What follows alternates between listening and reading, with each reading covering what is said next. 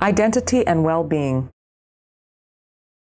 As deaf and hard of hearing students mature, they may wish to explore their own identity. They may ask, am I a deaf person? Am I a hard of hearing person? What is the deaf community, and why does it exist?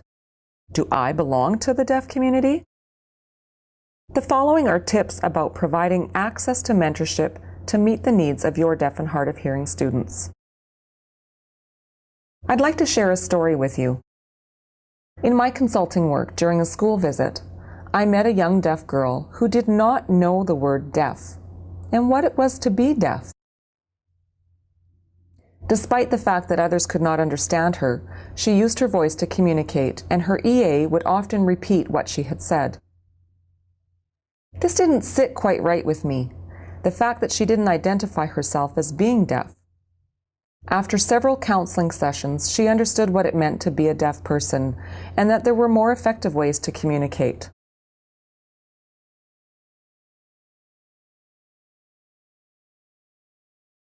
Contact.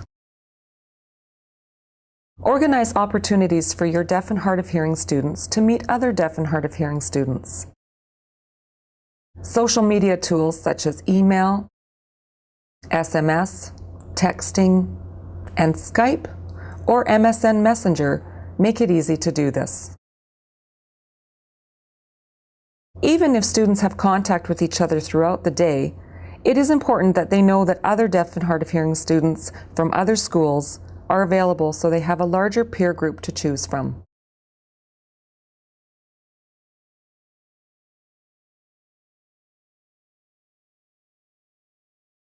Guests. Invite a number of different deaf and hard of hearing adults who speak or sign to your school to meet with your class, and provide additional time for them to meet with your deaf and hard of hearing student individually.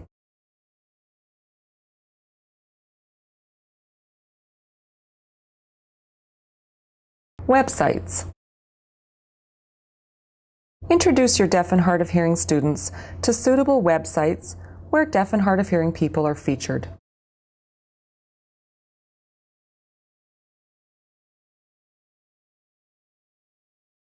Resources. Ask your REX consultant about any upcoming events for young deaf and hard of hearing people in the deaf and hard of hearing community.